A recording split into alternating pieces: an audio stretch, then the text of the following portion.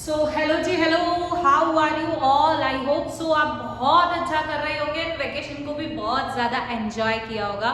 तो अब आ जाते हैं हमारी पढ़ाई पे। आई होप सो आपने काफ़ी सारी अपनी अच्छी मेमोरीज बनाई होगी अपने कजिन्स के साथ, फ्रेंड्स के साथ, अपनी फैमिली के साथ, मम्मी के साथ, पापा के साथ एंड सबके साथ बहुत ही प्यारी प्यारी मेमोरीज बनाई होगी। तो पर अब बारी है उनको भी खुश करने की, उनको भी ऐसे प्राउड फील करवाने की। और उसके लिए बेटा क्या करना पड़ेगा? मेहनत करनी पड़ेगी, पढ़ाई करनी पड़ेगी। और यही जोश और मोटिवेशन के साथ चलिए स्टार्ट करते हैं आज का हमारा एक pending lecture, that is your standard 8 का पार्ट 3 हमारा बाकी रह गया था। तो वो आज हम पढ़ने वाले। मैंने आपको लास्ट लेक्चर में माइक्रोब्स के बारे में काफ़ी सारी चीज़ें बताई थी कि माइक्रोब्स क्या होते हैं, कैसे होते हैं, कौन कौन होता है और ऐसी कई सारी चीज़ें। बट अगर आपने अभी तक नहीं देखा है और जो बच्चे न्यू है इस वीडियो पे, बेटा जाकर अभी जाकर फटाफट से वो वीडियो देख लो, अपने कंसेप्ट्स को क्लियर करो। क्योंकि कशिश मैम बिल्कुल भी रट्टा नहीं मरवाती, बट उसे अच्छे से कंसेप्ट से समझाती है।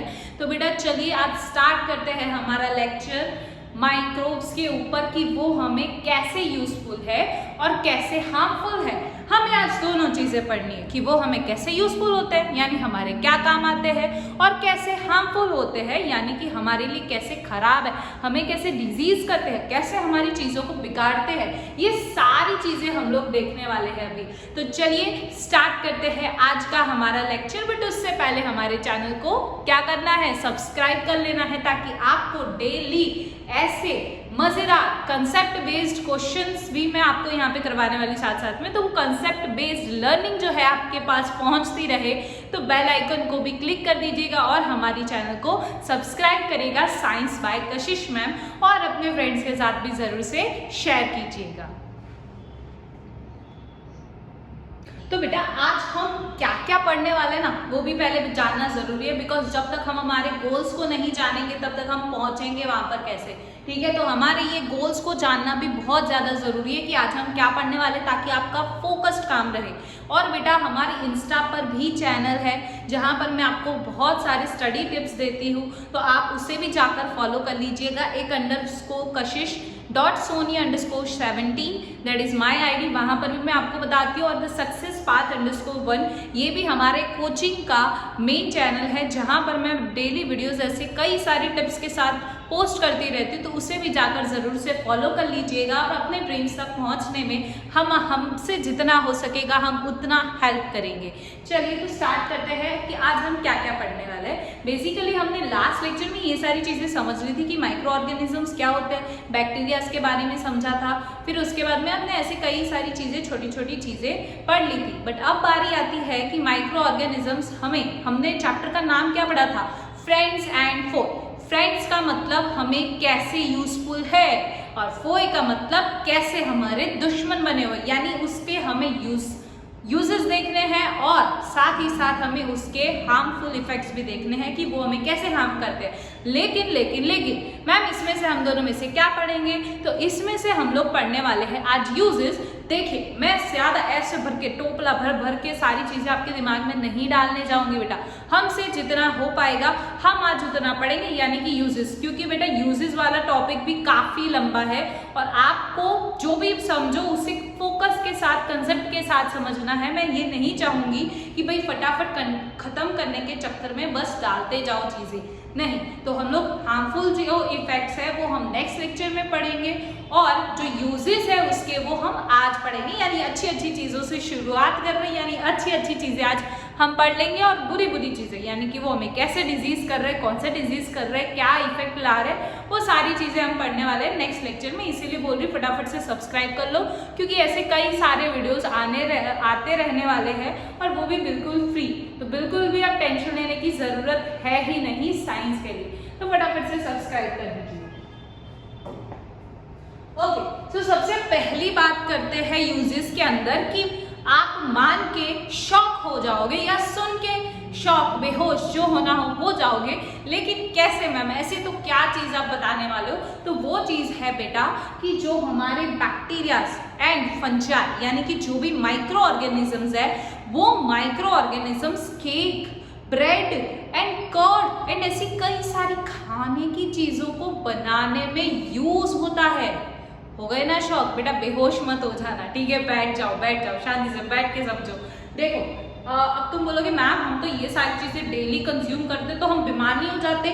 नो बेटा, क्योंकि ये जो बैक्टीरियाज है या फिर हम बोल सकते हैं ये जो माइक्रो ऑर्गेनिजम्स है वो हमारे लिए यूजफुल है, वो हमें डिजीज कॉज नहीं करते हैं। वो चीजों जैसे कि कुछ फूड होता है या फिर हम जैसे यहाँ पे हमने बात करी कि कर्ड, ब्रेड है, केक है, ये सारी चीजों को बनाने में यूजफुल होता है। समझ आ रही है बात? ओके 1 सेकेंड, ये बीच में कहाँ चला गया?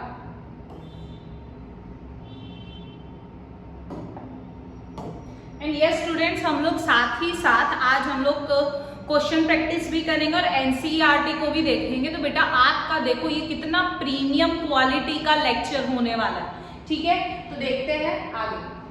तो हम लोग पढ़ रहे थे यहाँ पर कि भाई सबसे पहले तो ये कर्ड, ब्रेड, केक इनको बनाने में यूजफुल होता है, लेकिन कैसे मैम?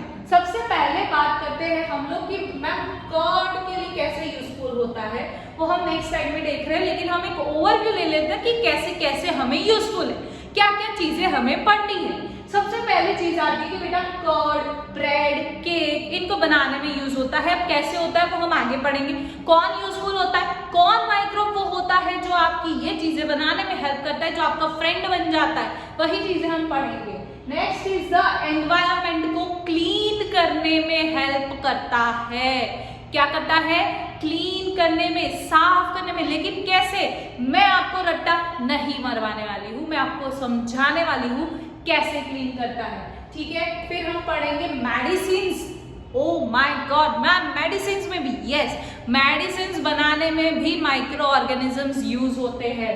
एंड साथ ही साथ fourth but not the least that is agriculture में भी जो सॉइल की फर्टिलिटी होती है उसको बढ़ाने में भी कौन यूजफुल होता है? माइक्रो ऑर्गेनिजम्स यूजफुल होते हैं। लेकिन ये सारी चीजें कैसे हो रही है उसके पीछे का राज जानना है तो वीडियो के एंड तक बने रहिएगा, क्योंकि एकदम मजेदार कंसेप्ट्स के साथ हम ये सारी चीजें पढ़ने वाले हैं। ओके, तो सबसे पहले यहाँ पर हम बात करते हैं कर्ड और ब्रेड की। तो देखो बेटा, आपका जो कर्ड होता है, दही होता है ना, जैसे कि हम लोग खाने बैठते हैं तो ज्यादातर है ना मम्मी क्या बोलती है, दही खा लो, है ना? अभी जैसे गर्मियों की सीजन चल रही है, गर्मी के टाइम पर तो दही खा दे तो आहा मजा आ जाती है, छाछ पीते तो ऐसे गहरा नशा चढ़ जाता है, जैसे कि ये चीजें होती है ना? लेकिन कर्ड की बात करते हैं हम यहाँ पर, तो जो हमारा मिल्क होता है सबसे अब तुम्हें पता ही है भाई, जो हमारा कर्ड है, फिर बटर, चीज, या तो फिर हम बात कर ले कौन, दही की, छाछ की, किसी की भी, वो सारी चीजें किससे मिलकर बनती है? मिल्क से बनती है। किससे बनती है? मिल्क से। अब ये जो हमारा मिल्क है ना, अभी तुम लोग ने अगर कभी जो कोई ऐसा बॉय होगा जो मम्मी से बातें करता रहता है ना, या तो फिर आप अपने बहुत क्लोज हो अपने फैमिली के साथ, तो ज्यादातर आप लोगों ने देखा होगा कि मम्मी अभी क्या करती है गर्मियों के सीजन में, रात में जो दूध होता है ना, दूध के अंदर थोड़ा सा दही डाल देते हैं और उसको कोई एकदम थोड़ी सी गर्म जगह होती है, जैसे कि कोई कबोर्ड हो गया, या मतलब ऐसा कपड़ों वाला कबोर्ड नहीं, बट हम बोल सकते हैं थोड़ा सा क्लोज एरिया होगा, उधर उसे ढककर रख देते हैं और सुबह देखते तो क्या जादू हो जाता है। क्या जादू होता है? वो मिल्क जो होता है वो कर्ड में चेंज हो चुका होता है। लेकिन ये चीज कैसे हुई मैम, हमें इसके पीछे का राज जानना है, तो चलिए इस राज को समझते हैं। सबसे पहली चीज जो होती है, यहाँ पर हमारा जो ये मिल्क होता है, जैसे समझ लो हमारे पास ये मिल्क था और मिल्क के अंदर क्या डाला था हमने? कर्ड। तो ये जो मिल्क होता है इसके अंदर क्या प्रेजेंट होता है? बैक्टीरिया प्रेजेंट होता है। वो बैक्टीरिया कौन है? लैक्टोबैसिलस। कौन है वो? Lactobacillus bacteria. क्या नाम है बैक्टीरिया का? ये मैं बी किसके लिए लिख रही हूँ? बैक्टीरिया के लिए लिख रही हूँ। और ये बैक्टीरिया का नाम क्या है? लैक्टोबैसिलस। बेटा क्वेश्चन पूछा जाता है एग्जाम में, कौन सा बैक्टीरिया प्रेजेंट होता है, तो आपको ये चीज याद यहाँ दिमाग में बैठ गई होगी, है ना? कौन सा बैक्टीरिया है यहाँ पर हमारा? लैक्टोबैसिलस। क्या नाम है इसका? लैक्टोबैसिलस। ओके, यहाँ पर मैंने नाम लिखा है। ये लैक्टोबैसिलस क्या करता है? जो मिल्क के अंदर जो ये लैक्टोबैसिलस बैक्टीरिया होता है, तो ये लैक्टोबैसिलस बैक्टीरिया इस मिल्क को किसमें कन्वर्ट कर देता है? कर्ड में कन्वर्ट कर देता है। किसमें चेंज कर लेता है? कर्ड में कर देता है। इसलिए मैंने यहाँ पर लिखा है it promotes the formation of curd, यानी कि ये कर्ड बनाने में यूजफुल होता है। आई होप सो आपको ये चीज क्लियर हो चुकी होगी कि बैक्टीरिया क्या नाम है, बोलो क्या नाम है, लैक्टोबैसिलस। और ये लैक्टोबैसिलस बैक्टीरिया जो है हमारा, वो क्या करता है, मिल्क को कन्वर्ट कर देता है किसमें, कर्ड में। ओके, किस में चेंज कर देता है, कर्ड में।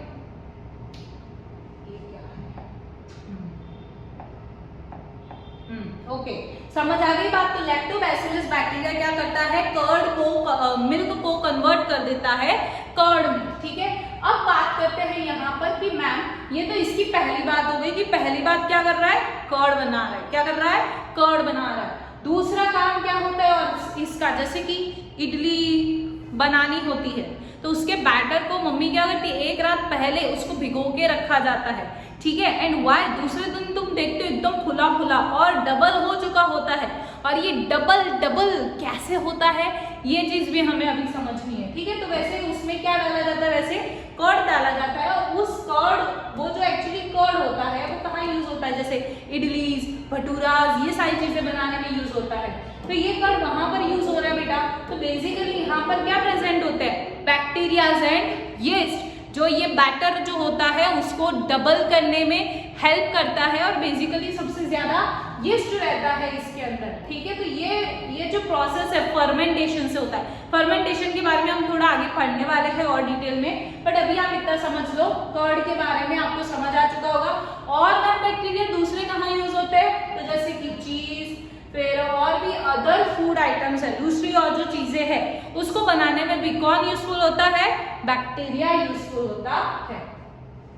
नेक्स्ट बात करते हैं हम यीस्ट की। अब मैंने आपको माइक्रोब्स का चैप्टर स्टार्ट किया था, तब भी मैंने बताया था कि बेटा यीस्ट जो है हमारा क्या है, यूनिसेल्युलर फंजाई है। क्या है ये, यूनिसेल्युलर फंजाई। अब जिनको नहीं पता यूनिसेल्युलर क्या होता है, तो जाकर हमारे पार्ट 1 एंड पार्ट 2 को देखिए, कंसेप्ट्स को क्लियर कीजिए और क्वेश्चंस को धमाकेदार तरीके से सॉल्व कीजिए। अब देखिए यहाँ पर जो यीस्ट होता है ना, यीस्ट क्या है हमारा, यूनिसेल्युलर फंजाई है ना, हमें पता है this is your unicellular fungi. Okay, अब ये यूनिसेल्युलर फंजाई जो है ना, बेसिकली यीस्ट हमारा कहाँ यूज होता है, it is used in the baking industry. कहाँ यूज होता है ये, in the baking industry. Okay, baking industry यानी कि जैसे जहां पर ब्रेड बनता है, केक बनता है, पेस्ट्रीज बनती है, ये जो इंडस्ट्री बेकिंग इंडस्ट्रीज हो गई। ठीक है, तो यहाँ पर किसको यूज किया जाता है, यीस्ट को यूज किया जाता है। जैसे आपने देखा होगा कई ऐसे यूट्यूब पे जाके रेसिपी सर्च करोगे, केक बनाना है, देखोगे तो उसमें बोला जाता है, ऐसे बोलते भी कि यीस्ट डालते हैं, बेसिकली ऊपर से यीस्ट भी डाला जाता है। क्यों, क्योंकि वो बैटर को क्या बनाता है, फुला देता है, बड़ा कर देता है। लेकिन ये फुला दिया, डबल कर दिया, बड़ा कर दिया, कैसे करता है वो भी हम अभी आगे समझेंगे। तुम्हारे एक एक क्वेश्चन मैं समझती जा रही हूँ यहाँ पर, और मैं सोच रही हूँ लाइव आने का, लाइव आकर आपको पढ़ाने का, ताकि आपके डाउट्स भी मैं वहां पर ले पाऊँ। तो अगर आप चाहते हैं कि मैं लाइव लेक्चर लूँ तो फटाफट से कॉमेंट में लिख दीजिएगा live science by Kashish ma'am. ठीक है, तो मैं वहां पर कॉमेंट्स देखूंगी और फिर हम स्टार्ट करेंगे लाइव लेक्चर्स। ठीक है, ताकि मैं आपके सारे डाउट्स को और अच्छे तरीके से क्लियर कर पाऊँ, आपसे और अच्छे तरीके से इंटरेक्ट कर पाऊँ। अगर आपको लाइव पढ़ना है तो फटाफट से कमेंट जरूर से कीजिएगा।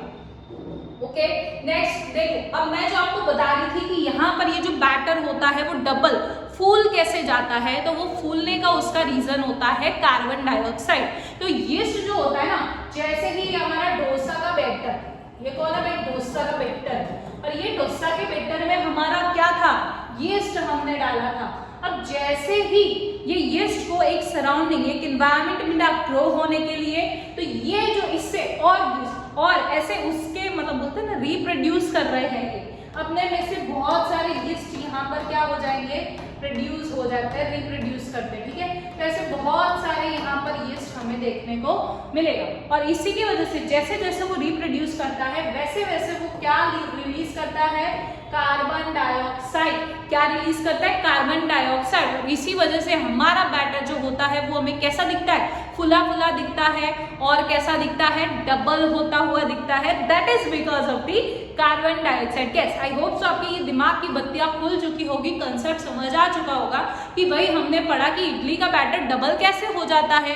तो इडली का बैटर डबल होता है यीस्ट की वजह से, लेकिन यीस्ट ऐसा क्या काम कर रहा है, यीस्ट जो होता है हमारा रिप्रोड्यूस करता है, और रिप्रोड्यूस करते टाइम वो वहां पर क्या करता है, कार्बन डाइऑक्साइड रिलीज करता है। बताओ क्या करता है, कार्बन डाइऑक्साइड रिलीज करता है, और ये कार्बन डाइऑक्साइड रिलीज करने की वजह से जो अमाउंट होता है बैटर का या फिर डो का वो क्या हो जाता है, डबल हो जाता है। ओके, सो अब हम बात करते हैं कमर्शियल यूजेस की, है ना, जहां से पैसा, अपन का बोले पैसा, ये जो पैसा होता है, पैसा कमाया जाता है basically, and that is just because of the alcohol, wine और एसिटिक एसिड जो है वो कई सारे जो मंचूरियंस वगैरह खाते हैं या फिर बाहर के जो भी जंक फूड्स तुम देखोगे ज्यादातर उनके अंदर ये विनेगर डाला जाता है, एसिडिक एसिड जो है वो डाला जाता है। उसके अलावा जैसे पिकल्स जो आप होटल वगैरह में खाते हो जो खट्टा खट्टा आपको ज्यादातर लगता है, and that is because of the acidic acid और we can say the vinegar, right. अब यहाँ पे जो ये अल्कोहल और वाइन है, वो अल्कोहल दारू है ना, वाइन, ये सारी चीजें जो है यहाँ पर कौन बनाने में हेल्प करता है, यीस्ट। अरे मैम अल्कोहल और वाइन बनाने में भी यीस्ट आ गया, कैसे बना रहा है, चलो यहाँ पर हम समझते हैं। बेसिकली क्या होता है, जब नेचुरल शुगर्स प्रेजेंट होती है आपकी ग्रेन्स के अंदर या तो फिर आपके क्रस्ट फ्रूट जूसेस जो होते हैं, क्रस्ट यानी कि ऐसे कुचले मचले हुए हमारे फ्रूट जूसेस जो होते हैं उसमें जो नेचुरली शुगर उनके अंदर प्रेजेंट होती है, अब वो नेचुरल शुगर्स के ऊपर हम यीस्ट डाल देते हैं, ठीक है। और ये यीस्ट जो होता है वो क्या करता है, जैसे कि यहाँ पे मैंने बताया ग्रेन्स के नाम जैसे बार्ले, व्हीट, राइस हो गया, या तो फिर क्रस्ट फ्रूट जूस में जो नेचुरल शुगर्स प्रेजेंट होती है उनके अंदर पहले से जो नेचुरल शुगर प्रेजेंट होती है उसको ये क्या कर देते हैं, शुगर को किस में कन्वर्ट कर देते हैं, अल्कोहल में। यहाँ पे आपको ये चीज दिख रही है, देखो मैं यहाँ रेड से सर्कल करती हूँ इसे, this is the most important, इसकी डेफिनेशन पूछी जाती है बेटा कि फर्मेंटेशन क्या होता है। दिस इज अ फर्मेंटेशन जहां पर शुगर को किस में कन्वर्ट कर दिया जाता है, अल्कोहल में कन्वर्ट कर दिया जाता है। कौन करता है, अभी हमने पढ़ा, कौन है ये महाशय, दैट इज यीस्ट। ओके, ये यीस्ट क्या करता है, शुगर को कन्वर्ट कर देता है अल्कोहल में, और इसी प्रोसेस को हम क्या बोलते हैं, फर्मेंटेशन बोलते हैं। क्या बोलते हैं, फर्मेंटेशन। पर मैम ये फर्मेंटेशन के बारे में कोई ना कोई तो साइंटिस्ट ने पता लगाया ही होगा ना, तो यस इसका पता लगाया किसने, लुईस पास्चर। कौन है साइंटिस्ट, लुईस पास्चर। देखो बेसिकली देखो, अब आपने भी कुछ खोज करी है, कुछ पता लगाया है, तो ऑब्वियसली आपका भी नाम लोग पढ़ेंगे, सुनेंगे, तो सीधी सी बात है, थोड़ी सी तो बात है भाई। लुईस पास्चर क्या किया इन्होंने, फर्मेंटेशन की प्रोसेस के बारे में बताया, और ये फर्मेंटेशन क्या होता है ना, शुगर को अल्कोहल में कन्वर्ट करेगा कौन, हमारी यीस्ट बाबू। समझ आ गई बात। तो this is what about your alcohol, wine and this is the commercial use. Okay, next बात करते हैं हम मेडिसिन के बारे में। किसके बारे में बात करते हैं, मेडिसिन। अब पहली बात तो ये समझ लो बेटा कि जो भी ऐसे ऑर्गेनिजम्स या फिर हम बोल सकते हैं ऐसे माइक्रो ऑर्गेनिजम्स जो आपकी बॉडी में एंटर करेगा, आपको नुकसान पहुंचाएगा। नुकसान क्या होगा, डिजीज, जो आपको डिजीज कॉज करेगा, वैसे ऑर्गेनिजम्स को हम क्या बोलते हैं, पैथोजिन बोलते हैं। क्या कहते हैं, पैथोजिन। ओके बेटा, सो पैथोजन समझ आ चुका है, ऐसे ऑर्गेनिज्म, माइक्रो ऑर्गेनिज्म जो हमारी बॉडी के अंदर एंटर करेंगे और हमें डिजीज कॉज करते हैं, यानी डिजीज कॉजिंग माइक्रो ऑर्गेनिजम्स को क्या कहते हैं हम लोग, क्या कहते हैं बेटा, उसे हम बोलते हैं बोलो अभी पढ़ा, अभी क्या बोलते हैं, पैथोजिन। क्या बोलते हैं उसे, पैथोजिन।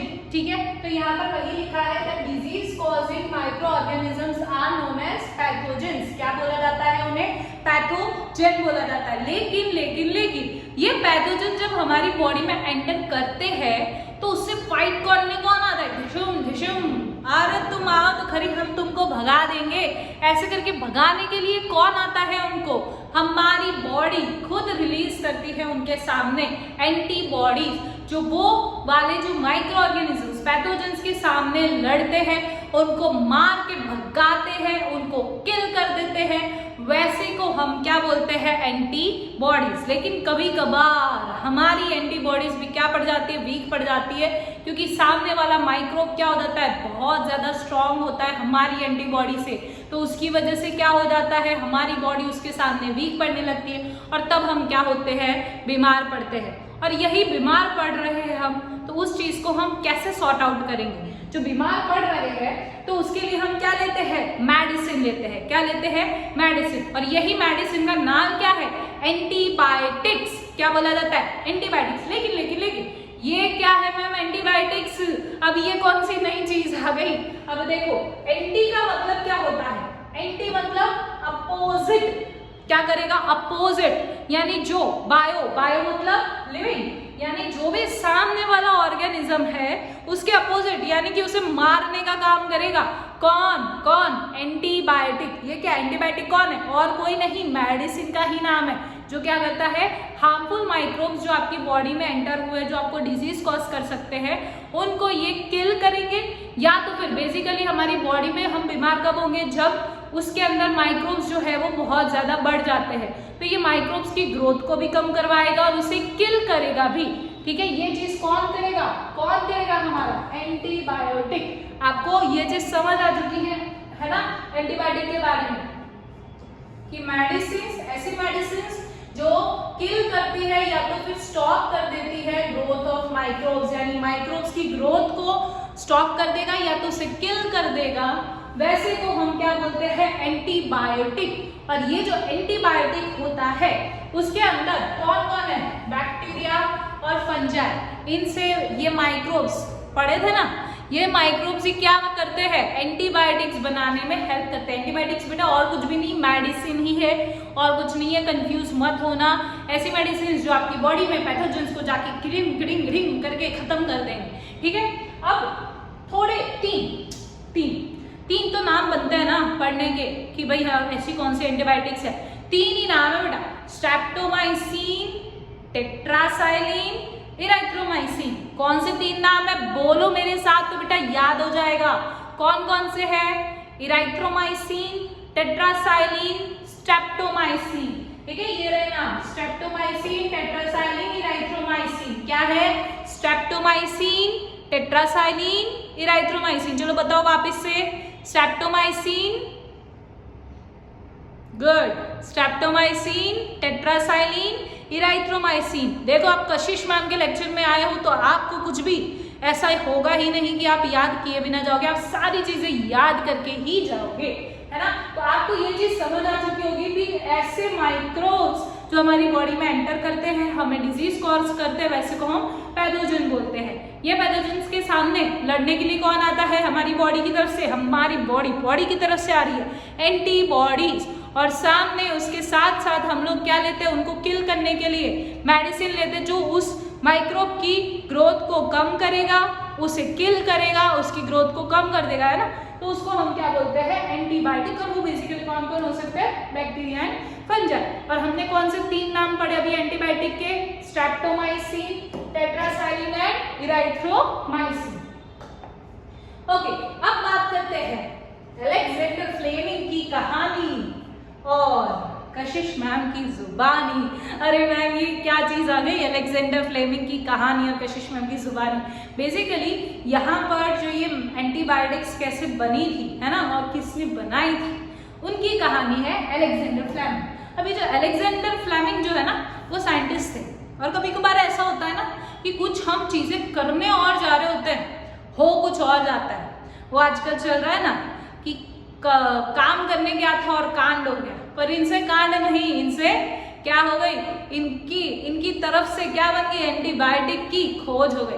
अब चलो हम इस चीज के बारे में समझते हैं कि यहाँ पर अलेक्जेंडर फ्लेमिंग की क्या कहानी है। तो बेसिकली अलेक्जेंडर फ्लेमिंग भाई साहब अपनी मस्त ऐसे मोल्ड था, मोल्ड यानी फंगस, तुम बेसिकली समझ लो। तो फंगस जो था, ठीक है, और बैक्टीरिया जो थे, ठीक है। अब यहाँ पे हमने आगे पढ़ा कि एंटीबायोटिक्स जो होती है हमारी, वो बेसिकली फंजाई या तो फिर बैक्टीरिया से बनती है। तो यहाँ पर क्या हुआ था कि जो हमारे अलेक्जेंडर फ्लेमिंग भाई साहब थे, उन्होंने एक ऐसी पेट्री डिश आती है, ठीक है, पेट्री डिश इस तरह की होती है, और ये कर रहे थे कुछ एक्सपेरिमेंट, ठीक है, क्या कर रहे थे, कुछ एक्सपेरिमेंट कर रहे थे। पर यहाँ पर इन्होंने क्या ग्रो करे हुए थे, बैक्टीरिया। क्या ग्रो करे हुए थे, बैक्टीरिया, ठीक है।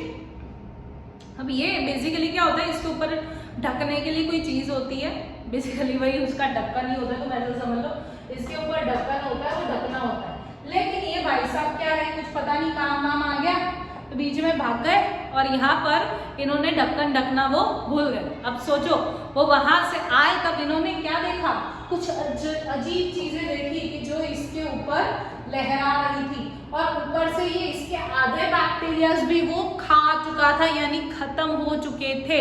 तब उसने इस चीज सैंपल को उठाया, माइक्रोस्कोप में देखा, तब उन्हें पता चला कि वो और कोई नहीं था, फंगस ही था, मोल्ड ही था, जो क्या कर रहा था, ये बैक्टीरियाज को खा रहा था। इधर से हमें क्या पता चला कि ये फंगस को हम बैक्टीरिया के सामने यूज कर सकते हैं। अगर वही बैक्टीरिया हमारी बॉडी में एंटर हुआ है जो हमें डिजीज कॉज कर रहा है, तो इस फंगस की हम मेडिसिन बना के खा लेंगे तो ये फंगस जाके उसको किल कर देगा।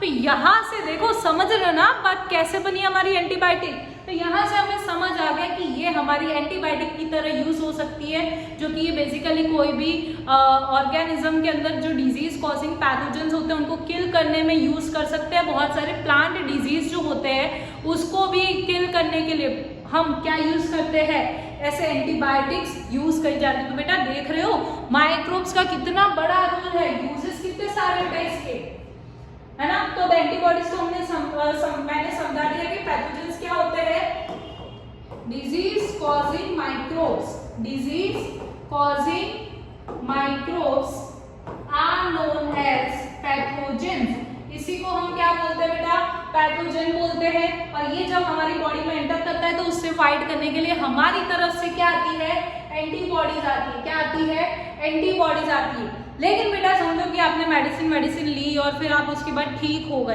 तो ऐसा नहीं होता कि अपनी मेमोरी लॉस्ट कर जाते कि भाई वही पैथोजन अगर वापस एंटर करेगा हमारी बॉडी में तो हमें वापस से सोचना पड़ेगा कि इसके सामने कौन सा फॉर्मूला अपनाया जाए, कैसे इसको मारा जाए। हमारी जो बॉडी एंटीबॉडीज जो रिलीज होती है, जैसे ये कोई पैथोजन एंटर करा, ठीक है, यहाँ से एंटीबॉडीज रिलीज हुई, उसके सामने फाइट करा, और ये मेमोरी भी रखते हैं कि ये वाला सारा पैथोजन आया था, हमें डिजीज कॉज करा था, यही अगर वापस आया तो हम इसे मारने की ताकत रखते हैं। उन्हें पता होता है कि भाई इन्हें हम कैसे हरा सकते हैं, कैसे हम इसे मार सकते हैं। तो समझ आई बात, इसलिए मैंने यहाँ पे लिखा है कि अगर ये वापस आए, भूल से भी अगर हमारी बॉडी में वापस एंटर कर गए, तो हमारी एंटीबॉडी के पास मेमोरी है, भाई तू आ तो सही, तेरे को मैं दो दूंगा। तो ये क्या होता है, ये चीज हमें पता होती है कि अब उसे कैसे किल करना है, अगर हमारी बॉडी में एक बार वो एंटीबॉडी बन चुकी है ना। समझ आ गया आपको, यस। नेक्स्ट बात करते हैं वैक्सीन की। बहुत भयानक फेज आकर गया था बीच में, है ना, that is we know COVID, है ना। और कोविड के टाइम पर हमें बचाया किसने, वैक्सीन ने बचाया था। और तुम्हें पता है ये वैक्सीन भी हमारी किससे बनी हुई, या फिर हम बोल सकते हैं कैसे बन सकती, कैसे हमारी बॉडी में ऐसा क्या एंटर होता है, पता है, पता है तुम्हें, नहीं पता, बता दूं, पक्का पक्का ना, सब्सक्राइब कर लो, पहले कर लिया, ठीक है। तो अब सुनो, वैक्सीन जो है बेसिकली उसके अंदर और कोई नहीं पर डेड और वीकेंड जर्म्स, या तो फिर हम बोल सकते हैं माइक्रोब्स को ही इंजेक्ट किया जाता है बॉडी के अंदर। अब पहले तो तुम कहानी समझो कि यहाँ पर चीजें होती क्या है ना। मैंने आप लोगों को जैसे बताया था कि वायरस जो होता है, वायरस जैसे बैक्टीरियाज नॉर्मली क्या होता है, हमारी बॉडी में आते हैं, रिप्रोड्यूस करते हैं और हमारी एंटीबॉडीज के सामने भी लड़ लेते हैं। लेकिन वायरस जो होता है ना, उसे बेसिकली वो उसके पास वो हम बोल सकते हैं लिविंग भी नहीं है, नॉन लिविंग भी नहीं, बीच का बंदर है। मैंने तुम लोग को बताया था उस दिन, ठीक है। तो वो क्या है, लिविंग भी नहीं है, नॉन लिविंग भी नहीं है। तो उसको क्या चाहिए, एक सेल चाहिए, है ना, सेल चाहिए, जो हमारी बॉडी में जब वायरस एंटर करता है तो हमारी सेल के अंदर वो घुस जाता है और वहां पर वो रिप्रोड्यूस करता है, अपनी नंबर ऑफ वायरसेस को बढ़ाता है, ठीक है। तो बेसिकली इसके सामने एंटीबॉडी जो होती है हमारी क्या हो जाती है, वीक हो जाती है। अब हम क्या करते हैं, यही अब सोचो कि कोई हेल्दी ह्यूमन बीइंग है ना, उसके अंदर हम ये डेड और वीकेंड जर्म्स क्यों इंजेक्ट कर रहे हैं, क्योंकि हमारी बॉडी में कभी भी कोई अननोन चीज आती है, जिसे अननोन मतलब जो हमारी बॉडी नहीं जानती है ना, तो हम जिसे बोलते हैं फॉरेन पार्टिकल्स। तो ये जो फॉरेन चीजें है ना, फॉरेन मतलब समझो कि अननोन चीजें जब हमारी बॉडी में एंटर करती है तो हमारी बॉडी अपने आप एंटीबॉडीज बनाना स्टार्ट करती है। तो वैक्सीन में बेसिकली हम क्या करते हैं, जो भी माइक्रोब जो जैसे कि कोविड आया था, ठीक है, तो उसके अंदर कोरोना वायरस था। तो कोरोना वायरस जो है, तो वैसे ही कोई भी माइक्रोब है जो हमारी बॉडी को हार्म कर सकता है, डिजीज कॉज कर सकता है, उसके अंदर क्या किया जाता है कि जैसे ये हमारी वैक्सीन है, ठीक है। अब ये वैक्सीन जो है, इस वैक्सीन के अंदर क्या डालेंगे, वही डेड और वीकंड जर्म, या फिर हम बोल सकते हैं वही डेड और वीकंड यानी उसकी जो पावर होती है, जैसे कि जिससे वो रिप्रोड्यूस करता है या तो फिर हमें डिजीज कॉज करता है, वो सारी चीजें हम पावर छीन लेते हैं, या तो फिर हम बोल सकते हैं कि उसको वीक बना दिया जाता है। और साथ ही साथ या तो फिर हम क्या कर सकते हैं, उसको मार के फिर उसके अंदर डाल देते हैं, ठीक है। तो यहाँ पर बेसिकली हम क्या डालते हैं, डेड और वीकंड जर्म, या तो फिर हम बोल सकते हैं माइक्रोब। तो ये डेड और वीकंड माइक्रोब जो होता है, इसी को हम क्या करते हैं, वैक्सीन के फॉर्म में हमारी बॉडी में इंजेक्ट करते हैं, हेल्दी ह्यूमन के अंदर इंजेक्ट करते हैं। अब इंजेक्ट करने पर क्या होगा, अभी हमने पढ़ा कि एंटीबॉडीज हम उसके सामने बनेगी, क्या बनेगी, एंटीबॉडीज बनेगी। अब बेसिकली ये तो असली वाला नहीं है ना, समझ आ रही है बात, ये असली वाला नहीं है। मतलब हम बोल सकते हैं कि बेसिकली वो हमारी बॉडी को कोई डिजीज नहीं करेगा, लेकिन उसके सामने हमारी बॉडी ने पहले से ही एंटीबॉडी का इंतजाम कर रखा है, ताकि अगर भूल से भी वो वायरस अगर बॉडी में एंटर कर जाए तो उसके सामने वो लड़ सकता है और हम उसके सामने वीक नहीं पड़ेंगे। मतलब समझ आ रही बात कि ये पहले से तैयारी कर रखी है। तो ऐसे जो भी डेडली वायरसेस या फिर माइक्रोब्स होते हैं, तो उसके सामने पहले से ही वैक्सीनेशन प्रोग्राम्स चलते हैं, जैसे कि तुम लोग ने भी छोटे में बहुत सी वैक्सीन्स लगवाई होगी। तो वैक्सीन क्या काम कर रहा है, हमारी बॉडी उसके सामने पहले से ही एंटीबॉडी बना के रख रही है। बेसिकली पहले नॉर्मली देखने जाए तो क्या होता है, जब बैक्टीरिया एंटर करता है या तो फिर माइक्रोब्स एंटर करते हैं, तब हमारी बॉडी एंटीबॉडी बनाती है। लेकिन यहाँ क्या किया हमने, पहले ही इंतजाम कर लिया। वैसे जो भी डेडलीस्ट माइक्रोब्स होते हैं उनके लिए हम पहले इंतजाम करके रखते हैं, यानी कि वैक्सीन। तो डेड और वीकेंड माइक्रोब्स जो होते हैं वो हेल्दी बॉडी के अंदर इंजेक्ट किए जाते हैं, और इंजेक्ट करते ही क्या होगा, उन्हें फाइट और किल करने के लिए हमारी एंटीबॉडीज पहले से ही बन चुकी है। बेसिकली वो तो डेड और वीकेंड है, वो हमें कुछ भी हार्म नहीं करेंगे, समझ आ रही है ना बात। पर अगर तुम्हारा जिंदा वायरस एंटर करा तो उसको हम छोड़ेंगे नहीं, यही वाली बात हो जाती है वैक्सीन के अंदर। तो डेड और वीकेंड माइक्रोब्स जब एंटर, इनको डेड और वीकेंड माइक्रोब्स को वैक्सीन के फॉर्म में बॉडी में इंजेक्ट किया जाता है, और फिर उसके सामने हमारी बॉडी एंटीबॉडीज बनाती है। और हमारे पास पहले से ही, और तुम्हें पता ही है एंटीबॉडीज के पास वही मेमोरी है, दूसरी बार अगर कोई भी आएगा तो उसको वो किल कर सकता है, उसे पता है कैसे फाइट करना है। समझ आ गई बात, ओके। तो ये था वैक्सीन के बारे में। अब कुछ डिजीज है जैसे ट्यूबरक्लोसिस, स्मॉल पॉक्स, हेपेटाइटिस, इनको हम कैसे प्रिवेंट कर सकते हैं, वैक्सीन से कर सकते हैं। मैंने तुम लोग को बताया ना कि जैसे वैक्सीन है वो पहले से एंटीबॉडी बना के रखेगी, तो जब भी आएगा उसको हम किल कर सकते हैं। और ये वैक्सीन का कंसेप्ट, अब तुम बोलोगे ना यार मैम कितना अच्छा कंसेप्ट है वैक्सीन का, तो पर इसका श्रेय किसको जाता है, हमारे साइंटिस्ट एडवर्ड जेनर को जाता है, जिन्होंने क्या किया था, स्मॉल पॉक्स के लिए वैक्सीन जो है वो बनाई थी, और जिसकी वजह से ये स्मॉल पॉक्स जो है उसके सामने हम काबू पा पाए थे। उसके अलावा भी जो कोरोना आया था उस टाइम पे भी वैक्सीन ही आया था। तो बेटा आपको साइंटिस्ट के लिए ग्रेटफुल होना चाहिए जो ऐसी कई सारी चीज़ें डिस्कवर करते रहते हैं। So that should be your, ऐसा नहीं होना चाहिए कि साइंटिस्ट के नेम हम क्यों पढ़ रहे हैं मैम, है ना। जैसे आप भी अगर कुछ काम करोगे बड़े होकर, कुछ अच्छा काम करते तो ऑब्वियस सी बात है कि लोग आपके बारे में पढ़ेंगे, राइट और नॉट, ओके। नेक्स्ट आता है क्लीनिंग एनवायरनमेंट, कि एनवायरनमेंट को कैसे क्लीन करते हैं। अगर तुम देखोगे कि कई जो जैसे कुछ एनिमल्स मर जाते हैं, या तो फिर जैसे कोई बर्ड भी हो गया, वो भी अगर मर गया है, तो उसके ऊपर तुम देखोगे कि कभी कभार कहीं तुम्हें वाइट पैचेस भी देखने को मिल जाते हैं, है ना। कभी कभार तुम्हें उसके ऊपर कुछ अजीब सी स्मेल आना स्टार्ट हो जाएगी। ये सारी चीजें किसकी वजह से होती है, बिकॉज ये माइक्रो ऑर्गेनिजम्स क्या करते हैं, जो भी ऐसे डेड चीजें हैं या तो फिर सड़ी हुई चीजें, डिकेइंग चीजें हैं, इनके ऊपर ये फीड कर करके इनको खत्म करने की कोशिश करते हैं, यानी कि उसको क्लीन करने की कोशिश करते हैं ताकि और डिजीज ना फैल सके। तो माइक्रोब्स बेसिकली क्या कर रहे हैं, एनवायरनमेंट को क्लीन कर रहे हैं, है ना, जिसे हम बोलते हैं डिकम्पोजिशन।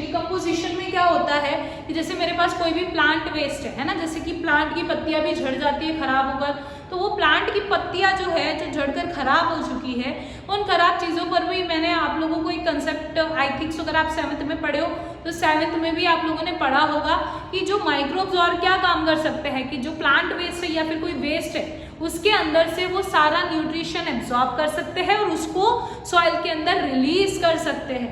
समझ आ रही बात? तो दिस इज डीकम्पोजिशन प्रोसेस, जिसमें क्या होता है प्लांट जो होते हैं वो प्लांट का जो वेस्ट है जैसे या फिर कोई भी वेस्ट है तो जो डेड एंड डिकेइंग मैटर के ऊपर फीड करके उसमें से सारा न्यूट्रिशन निकाल के सॉइल में रिलीज कर देते हैं। तो ये क्या हो जाता है फिर मैन्योर के फॉर्म में भी यूजफुल होता है, ठीक है। और उसके बाद ये जो प्लांट वेस्ट मैंने बोला माइक्रोब्स के थ्रू ये किस में चेंज हो जाता है, मैन्योर में। किस प्रोसेस के थ्रू? डीकम्पोजिशन के थ्रू। अब ये मैंने बताया एक और चीज की डेड एनिमल्स या फिर प्लांट वेस्ट जो होता है वो डिसअपियर क्यों होता है, डिसअपियर यानी गायब कैसे हो जाता है, खत्म कैसे हो जाता है? Because of microbes. माइक्रोब्स उसके ऊपर फीड कर करके सारा कुछ खत्म कर देते, क्लीन कर देते हैं एनवायरमेंट को, ठीक है। ओके, तो यहां तक आपका क्या था, क्या था ये, क्या था ये ना हमारा आज का explanation about the uses and I hope आपको सारी चीजें अच्छे से समझ आई होगी। मैं हमने पहले क्या पढ़ा, कर्ड के बारे में, लैक्टोबैसिलस के बारे में पढ़ा, ठीक है। देखो हमने पहले पढ़ा कर्ड, ये देखो ये तो ओवरव्यू मैंने आपको दिया था। फिर हमने पढ़ा कि ये कर्ड जो होता है लैक्टोबैसिलस बैक्टीरिया होता है जो उसे कन्वर्ट करने में हेल्प करता है। फिर इसके बाद हमने यहाँ पर पढ़ा था बेकिंग इंडस्ट्री में कैसे यूज होता है, कमर्शियल यूज क्या है, मेडिसिनल यूज, अलेक्जेंडर फ्लेमिंग की कहानी, कशिश मैम की जुबानी, फिर एंटीबॉडीज के बारे में पढ़ा, वैक्सीन के बारे में, डिजीज के बारे में, क्लीनिंग एनवायरनमेंट। देखो कितना अच्छा टॉपिक था, बहुत इंटरेस्टिंग और मजा आई होगी, है ना आपको। बट अब बारी है कि इन चीजों को थोड़ा और अच्छे से देखें कि मैं हमने ये चीज तो पढ़ी। अब देखो बेटा ये इतने प्यारे प्यारे शॉर्ट नोट्स के फॉर्म में, इसमें एक भी एनसीईआरटी की लाइन आपकी स्किप नहीं हुई है बेटा, शॉक मत हो। बिकॉज कशिश मैम ऐसे सुपर नोट्स बनवाती है जो कि आपको अगर आप ट्राई भी कर लेना, आप मेरे साथ अगर नोट्स बनाते जाओ और आप एग्जाम के लास्ट टाइम पर अगर ये चीजें रिवाइज करोगे आपका 5 मिनट में पूरा चैप्टर रिवाइज हो जाएगा, आपको पता भी नहीं चलेगा, सारी चीजें आपके दिमाग में बैठ जाएगी।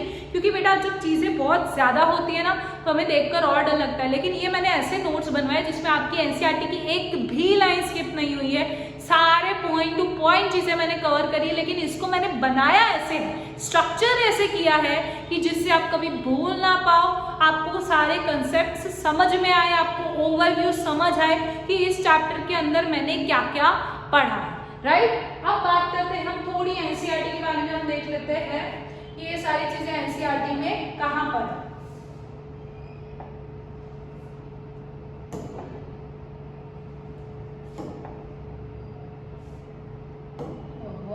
चला गया ये।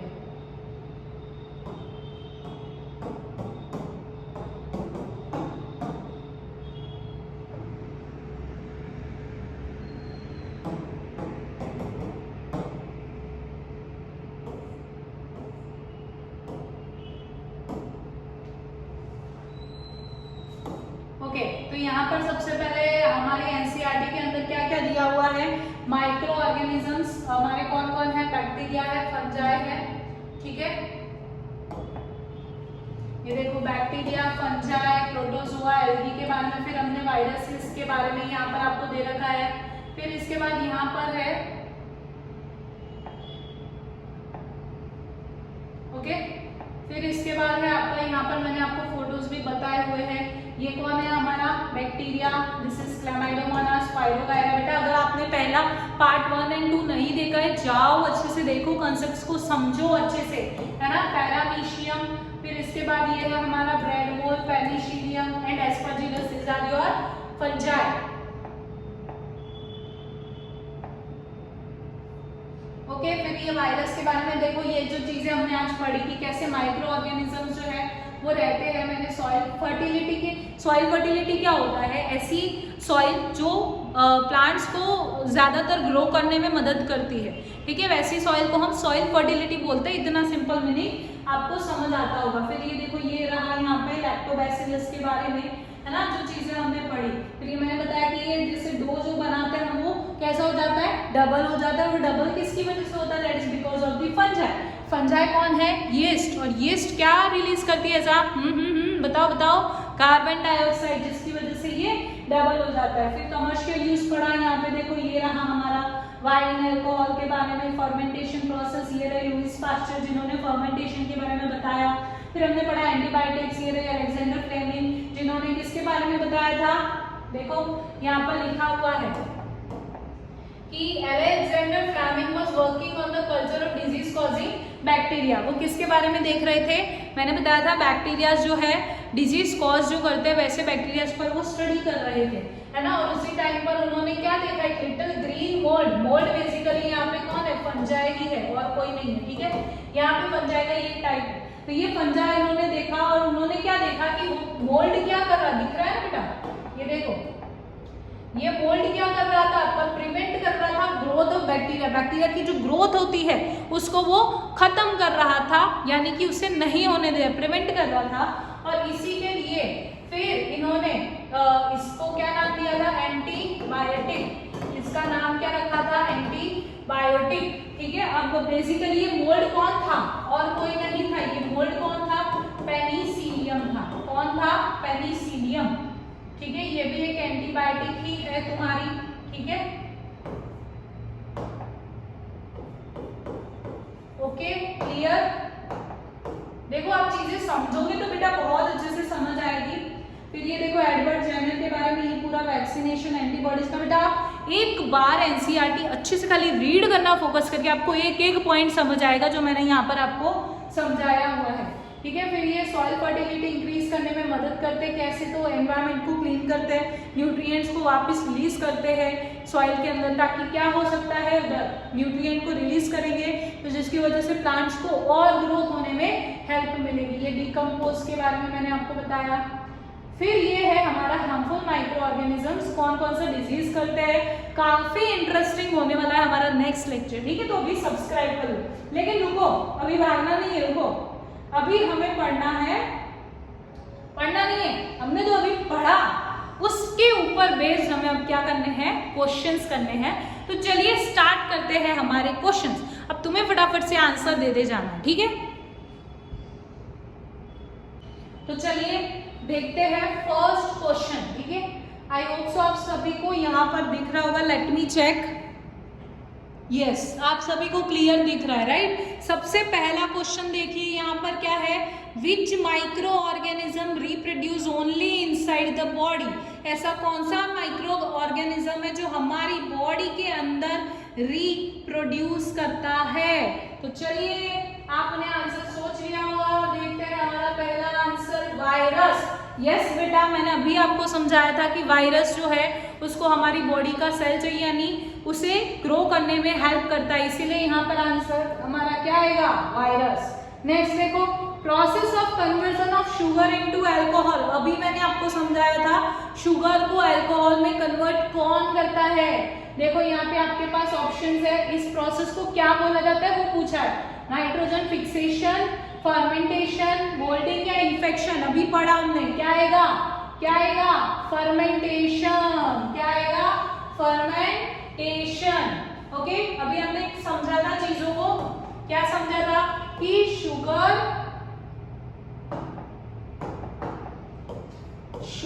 को अल्कोहल में कन्वर्ट कौन करता है? हमारा फंजाई करता है ना, वो नेचुरल शुगर्स वाला टॉपिक।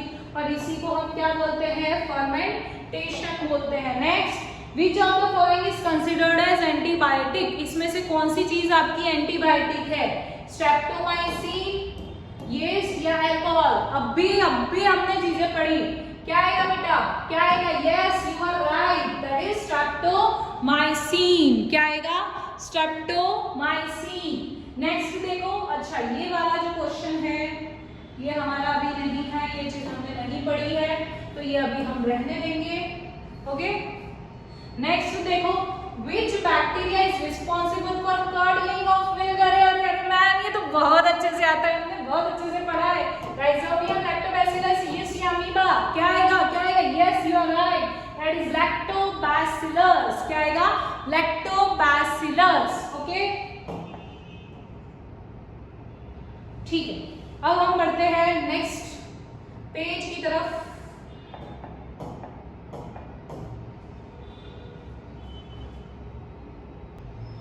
ओके, सो अब देखते हैं क्वेश्चन नंबर 6। क्वेश्चन नंबर 6 क्या है?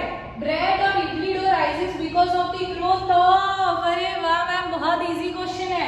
जो हमारा डो होता है वो किस से राइज होता है? Because of which micro? Bacteria, yeast cells, virus, protozoa. आ गया आंसर? आ गया? दिमाग में सोच लिया? Yes yes yes, you are right बेटा। क्या है? Yeast cells. अभी पढ़ा था ना केक और इन डो में क्या डाला जाता है? हमारा यीस्ट डाला जाता है। Next, which microorganism helps in fixation of nitrogen in leguminous plants? Okay, तो ये वैसे तुम्हारे ओके मैं आपको बता देती हूँ, ये लास्ट में आएगा, आपके चैप्टर के लास्ट में है, अभी हमने पढ़ा नहीं है, बट ये होता है तुम्हारा यहाँ पर राइजोबियम बैक्टीरिया। ठीक है, वैसे तुम अगर क्वेश्चन को थोड़ा लॉजिक से भी देखो ना तो भी तुमसे हो जाए। क्यों मैम? बिकॉज देखो यहाँ पर ये देखो हमें क्या पूछा है? Microbes helps in nitrogen fixation. Lactobacillus तो हमें पता है मिल्क में प्रेजेंट होता है, तो ये प्लांट्स में तो जाएगा नहीं। बचा पेनिसिलिन, तो हमारा एंटीबायोटिक है, और स्पाइरोगायरा भी तुम्हारी अलग ही चीज है, तो तुम वैसे आंसर क्या लगा सकते हो? Rhizobium. The first antibiotic discovered by Alexander Fleming was, मैंने अभी समझाया तुम्हें, एनसीईआरटी में भी बताया था, अलेक्जेंडर फ्लेमिंग ने कौन सी एंटीबायोटिक के बारे में बताया था? टेट्रासाइक्लिन, पेनिसिलिन, स्ट्रेप्टोमाइसिन या इरिथ्रोमाइसिन? चलो चलो चलो बताओ फटाफट। Yes yes yes, you are right, that is penicillin. क्या आएगा? पेनिसिलिन। अभी मैंने आपको समझाया। Next, which of the following is not, okay ये पढ़ना हमारा बाकी है। Two microbes that lives in same biotic association, ये भी बाकी है। ओके, नेक्स्ट ये रहा हमारा question. What are the disease causing microbes called as? Yes yes yes, you know that disease microbes को, डिजीज कॉजिंग माइक्रोब्स को क्या बोलते हैं? पैथोजन कहते हैं। क्या कहते हैं? Pathogen. Okay students, so last हमारे 6 question practice, and yes you will get master in your topic. Okay, next is what substance is given to healthy person to develop immunity against the disease? Disease के सामने fight करने के लिए, immunity बनाने के लिए ऐसी कौन सी चीज दी जाती है हेल्दी पर्सन को? यस यस यस बेटा, आप लोग जानते हो वैक्सीन है ना, हमने अभी पढ़ा था कि हेल्दी पर्सन के अंदर वैक्सीन इंजेक्ट किया जाता है, जिसकी वजह से क्या होता है, उसके सामने हमारे पास पहले से ही एंटीबॉडीज होती है। Next, name of fungus used in baking industry. Yes yes, अभी हमने पढ़ा केक, पेस्ट्रीज, इन सारी चीजों को बनाने में कौन हेल्पफुल होता है? Yes you are right, yes. Which organism caused the disease known as athlete's foot? ये रहने दो। What is the process? ये भी हमारा बाकी है, ये भी है। ओके, ये रहा। Next, microbes that act on dead plants and animals to convert them into simpler substance। अभी मैंने बताया था जो डेड प्लांट्स और एनिमल्स होते हैं उनको कन्वर्ट कर देते हैं, उनमें से न्यूट्रिशन सारा खींच के निकाल के सॉइल में डाल देते हैं जो हमें यूजफुल होता है, और वो कौन है? यस यू आर राइट, कौन है वो माइक्रोब? दैट इज कौन होता है? वो बैक्टीरिया होता है, और वो बैक्टीरिया जिस प्रोसेस से करता है वह उनको क्या बोला जाता है? डीकम्पोजिशन, उस प्रोसेस को बोला जाता है। यस, और next, which major group of microbes includes micro organisms like amoeba and paramecium? मैंने आपको समझाया था कि अमीबा और पैरामीशियम जो होता है वो किस कैटेगरी में आते हैं? प्रोटोजोआ। अगर आपको इसका आंसर नहीं आता तो दैट मीन्स आपका कॉन्सेप्ट्स क्लियर नहीं है, जो ही हमने पार्ट 1 एंड 2 में पढ़ा था, तो जाइए वहाँ से अच्छे से चीज़ें समझिए। एंड बेटा अगर लेक्चर में मज़ा आया हो, बहुत अच्छे से चीज़ें समझ आई हो, तो बेटा फटाफट से चैनल को सब्सक्राइब कर दीजिएगा।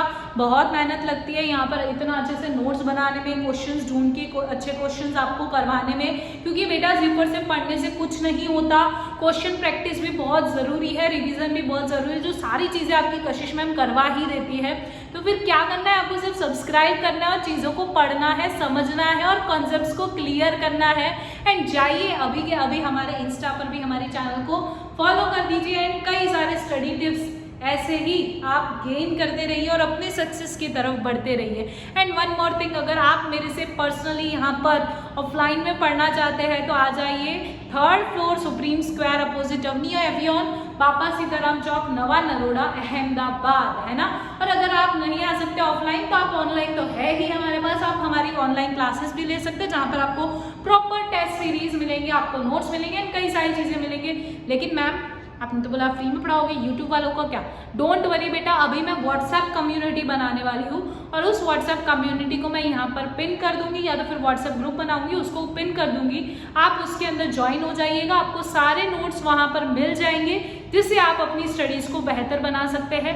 और मैं कई सारे ऐसे डेली प्रैक्टिस पेपर्स डालती रहूंगी, so don't worry about that. आपको फ्री में एजुकेशन प्रोवाइड जरूर करेगी कशिश मैम, ठीक है? So don't worry about that. Okay, तो चैनल को अभी सब्सक्राइब करें, लाइक करें एंड शेयर करें अपने फ्रेंड्स के साथ। एंड इसी के साथ हम समाप्त करते हैं हमारा आज का प्यारा सा lecture about the uses of microbes. Next में हम पढ़ने वाले हैं हार्मफुल माइक्रोब्स के बारे में, ठीक है? तो उसके लिए रेडी रहिएगा चीज़ों को पढ़ने में, इंटरेस्टिंग चीज़ों को समझने में। तब तक के लिए tata, good bye and see you all.